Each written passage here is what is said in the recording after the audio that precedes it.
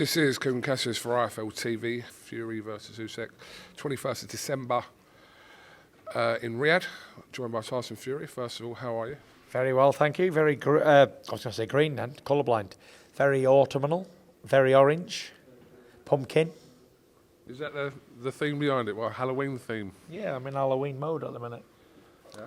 Halloween, I'm a proper Halloween person. Love it. I've been watching horror movies all month. Any in particular? I've been having candles lit at night time. I'm watching horror movies. All of them. I've watched maybe, I would say this month I've watched a minimum of 15 horror movies. Hi guys. What horror movie best describes your career? Saw. No, I don't know. I don't think any horror movies describe my career. Do you know the poster for this is your name first? Have you got any chewing gums? I've got a mint.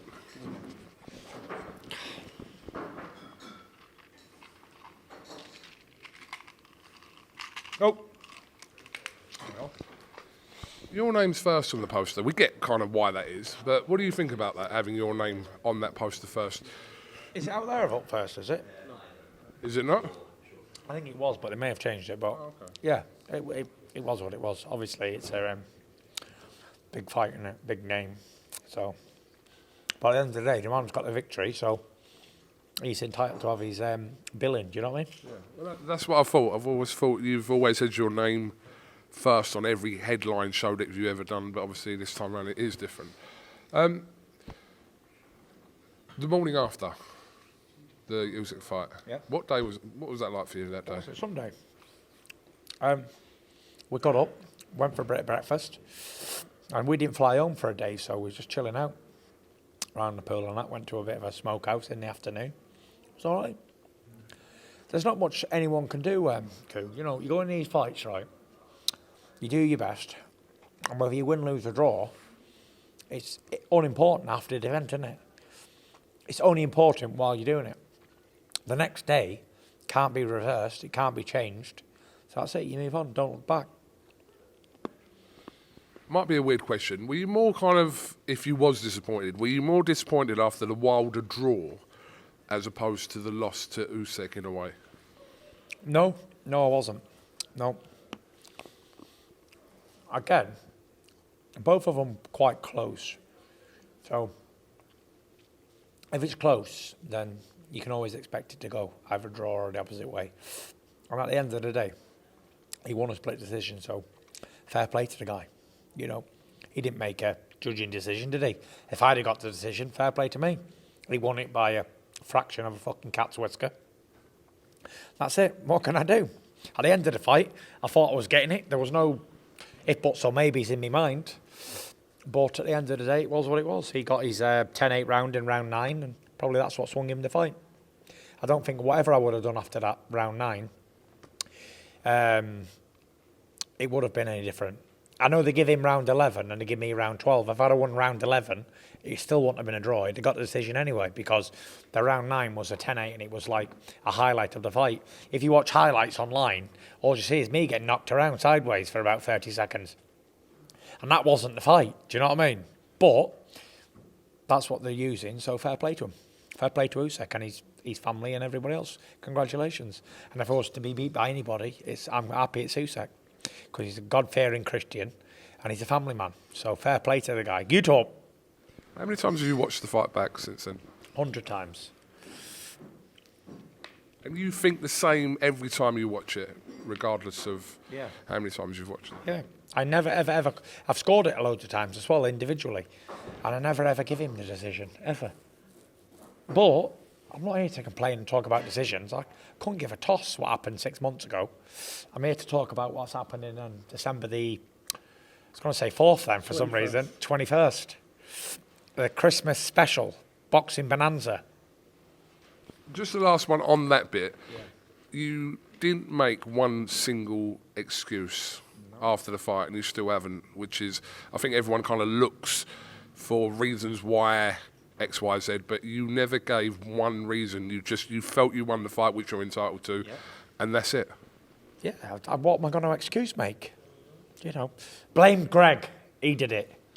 I'll tell you what, I'm going to blame the fucking bus driver on the way there. How can I complain anybody? I can't complain. Went in there, did a fantastic fight, put on a great show. The Saudis were happy. I was happy. Everyone was happy. Didn't go my way. We'll fix it next time. I'm not an excuse maker.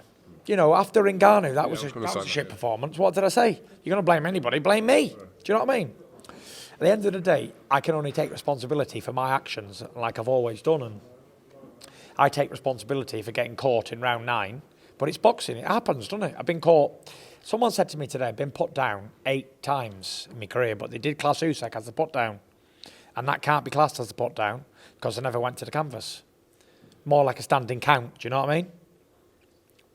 So, I've only been put down 7 times. Here's one lawyer. Can I be classed as being put down 8 times because one was a standing count? Can't be, can I?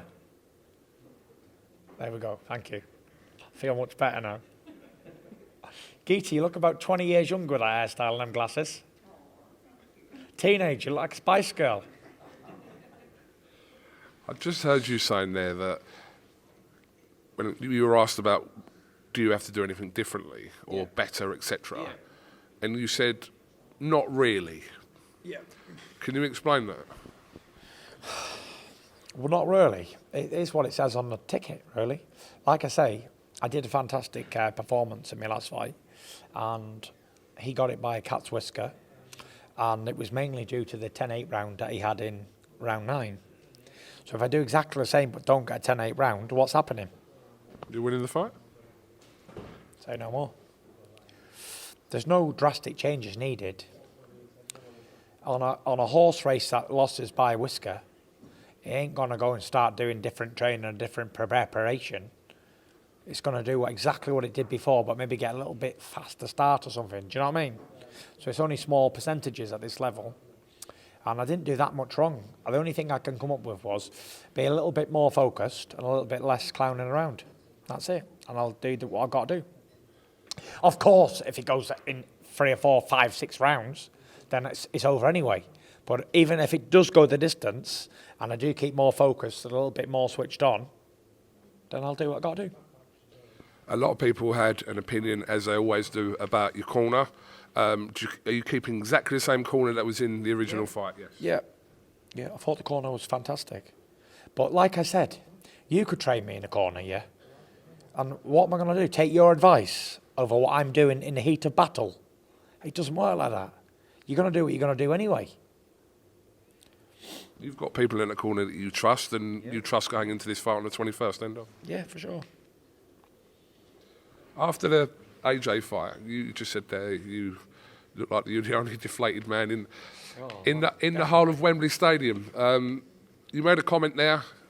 It's just cost me £150 million. A bit of tongue in cheek there. We don't know exactly how much that fight would generate when it happens, if it happens. It's a lot of money, but it's not anymore, is it?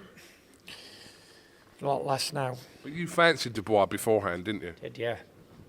Yeah. Did. I fancy him again as well. Same result.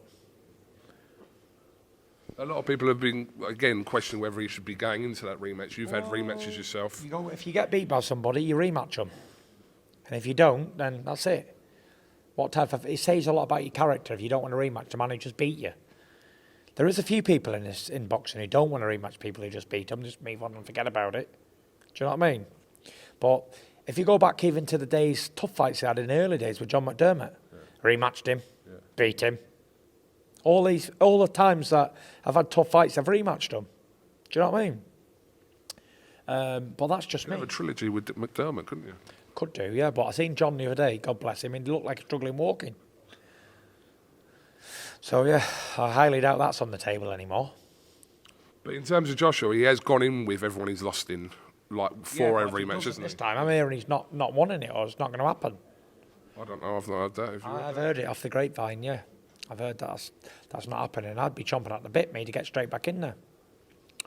But even if he loses again, it doesn't really do him that much harm, because 4 losses or 5, it's pretty much a similar, isn't it? 400 quid or 500 quid in your skyrocket, it's not that much difference, is it? A few more drinks extra. What have you? Again, I heard you talking about this. What have you made of this IBF situation? It is what it is. The IBF situation, I'm just very disappointed in them because they've had hundreds of thousands of dollars off me for my last fight. Yeah, all right. The guy won it by a round. Cat's whisker in it. Why am I not rated in their top 15? And how, if they don't rate me in this top 15, why are they judging my fight? Do you know what I mean? He said, something happened with Bivol and Canelo before. But they still rated him in their top 15 ratings. Have they got something against me? And if so, what is it? Because before the fight, they should have said, look, we're incompetent here to judge this fight because we're biased. We don't like him. And it's clear to see that they don't like me because how would they not rate me in their top 15? Do you know what I mean? It ain't rocket science, is it? Am I talking in riddles here, or is it very clear what I'm saying? Do you know what I mean? It is what it is. But I should have had more sense. But I don't think the fight would have happened if it wasn't for Undisputed. Do you know what I mean? If I'd have said, look, I don't want the IBF on the line, it wouldn't have been Undisputed and it wouldn't have been such a big event and they couldn't have called it Undisputed. So it was almost like a forced position because I always knew what they'd do when they had the chance to do it. And they did it. So, fuck you. Tyson, you said to me immediately after that Joshua fight, you said that you're going to beat Usyk, then you're going back to get that IBF belt. Is that how you still think? I'll beat Daniel Dubois, but I'll tell you what it is, I won't be boxing him for his belt. I'd rather box him for the British title than for the WBF, whatever it is, IBF. Yeah, I don't want anything to do with it. You couldn't give it me as a present. That's how much it means to me. Because they're biased, obviously. They're a biased company who don't like the Gypsy King for whatever reason. They must be racist towards travellers or something, I'm not sure. Because it doesn't add up. It's not like joining together. You've just lost on a split decision to, some people say, the pound for pound #1 person in the world, but I'm not in the top 15 of their ratings who have just boxed for their belt. Does that make any sense? It doesn't, does it? So that must be, that it's coming from, I'm not just making it up. It's the truth, it's facts. So if they're not biased and if they do like me, then why don't they just come out and say why I'm not in their ratings then? Do you know what I mean? I'm not good enough to be in the top 15. I've just lost to the best fighter in the world by a point, but I'm not good enough to be in the top 15. It is very odd, that. It is very odd. It's very odd. And I will never give them an opportunity again. Ever. And I advise everybody never to fight for their belt ever again. It's shit. Last one. What do you make of the undercard on 21st December? I think there's some cracking fights on. Some good little fights on. I think, I don't know the two foreign mushers. What's their names? You're talking about Madrimov. Madrimov and who? Boashok. Say no more. I don't know them two, yeah? So I don't know anything about them at all. But I think the other undercards... Fisher Allen? Fisher Allen's a good little derby, isn't it? It's like a former favourite in Dave Allen versus a current favourite in Johnny Fisher. Do you know what I mean? And it's a bull versus a rhino. Literally. Do you know what I mean? It's going to be a good one, I think. And listen, Dave Allen's, he's a good friend of mine and I've known him a long time and he's as tough as a brick, as tough as they come. He's been the distance with Dillian White, people like that. He's a tough man. But Dave's, I don't know how old Dave is. What is he, about 34, 35, something like that? Yeah, early 30s, I think. Yeah, and he's not been in active competition of late. Do you know what I mean? He's after who did he fight?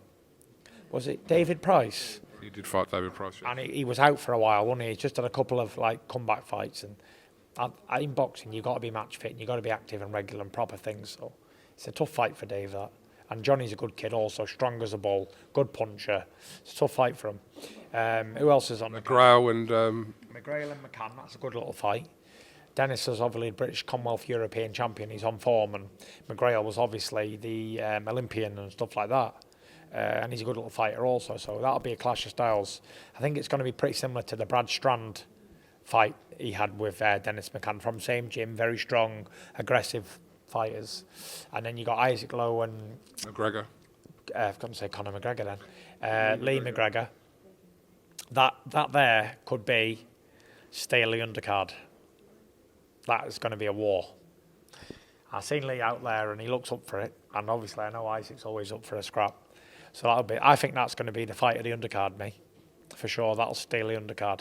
I'm not sure about the two the chief support people, but I don't know anything about them. Moses and Dempsey. Oh, Moses as well. Yeah, that'll be a good fight. But I don't think that's as evenly matched as Isaac and Lee. I think that fight's a real battle of attrition. They don't like each other. They actually can't stand each other. And they're going to smash each other up. And, you know, it's a pity it's on my undercard because I'd love to be in ringside to watch it. Right, we do have to wrap up. Tyson, much appreciate your time as always. Could we give one of these ways of competition? Can you get one for us, please? Yeah, of course I can. I'll get from Gold Star. Yeah. We're with Gold Star now, so I'll just Perfect. maybe have your one. Can you bollocks have my one? It's my autumn one, Halloween. Tyson Fury, thank you very much. God bless Thank you.